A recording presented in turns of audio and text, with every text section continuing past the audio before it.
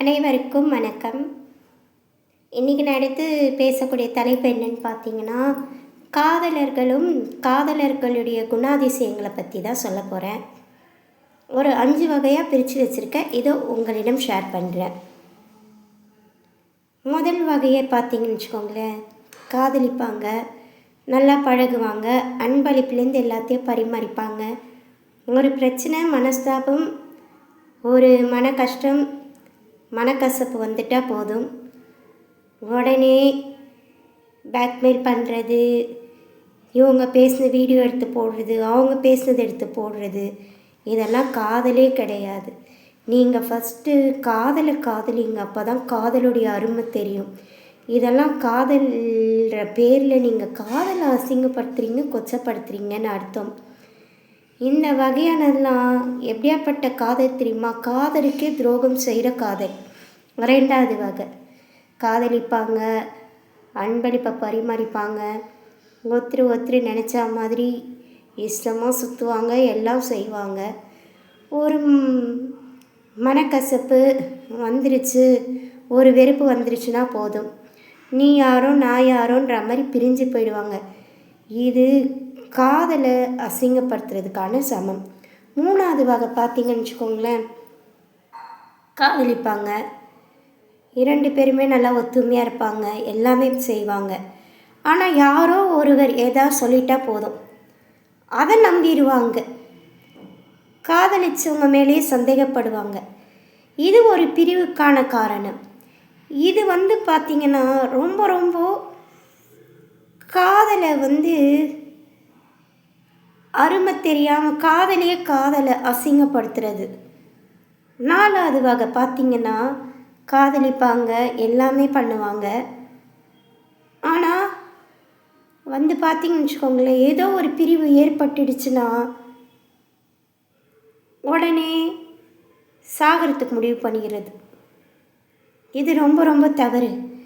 நீங்கள் உங்கள் காதலை நீங்களே அழிச்சிக்கிற மாதிரி, காதலையே நீங்கள் ரொம்ப என்ன சொல்கிறது, வெறுக்க செய்கிற செயல் இது ரொம்ப தவறான செயல். இது காதலுக்கு துரோகம் பண்ணுற செயல். இன்னொரு வகை இருக்குது, 5வது வகை, காதலிப்பாங்க, ஏதோ ஒரு வகையில் சேராமல் போயிடும், ஆனால் தினமும் பார்த்துப்பாங்க, அவங்களுக்குள்ள பல பிரச்சனைகள் நடக்கலாம், ஆனால் 3வது மனுஷங்களை நுழைக்க விட மாட்டாங்க. என்ன பிரச்சனை இருந்தாலும் ஒருத்தர் விட்டு கொடுக்க மாட்டாங்க. என்ன சூழல் வந்தாலும் சரி, அவங்க பேசினாலும் சரி, பேசலைனாலும் சரி, ஒருத்தர் மனசில் ஒருத்தர் வாழ்வாங்க. எக்கார்த்து கொண்டும் இன்னொருத்தங்க கிட்ட ஒருத்தங்களை பற்றி ஒருத்தர் விட்டு கொடுக்க மாட்டாங்க. இது புனிதமான காதல். பல பிரச்சனைகள் அவங்களுக்குள்ளே இருந்தாலும் 3வது மனுஷங்களை சேர்க்காம, அவங்க 2 பேருமே பிரியாமல், பட்டும் படாமல் மனதளவில் சேர்ந்திருக்கிறது. இதுதான் புனிதமான காதல், உத்தமமான காதல். இப்போ பொதுவாக சொல்கிற ஒரு விஷயத்த, ஃபஸ்ட்டு காதலிக்கிற போது இருக்கிற அன்பு கடைசி வரைக்கும் இருக்கணும். நம்பிக்கை, புரிதல், அன்பு, பாசம், கருணை, இரக்கம், இதுதான் உண்மையான காதலுக்கான அர்த்தம். காதலில் பழி வாங்கிறது, துரோகம் செய்கிறது, ஏமாத்துறது,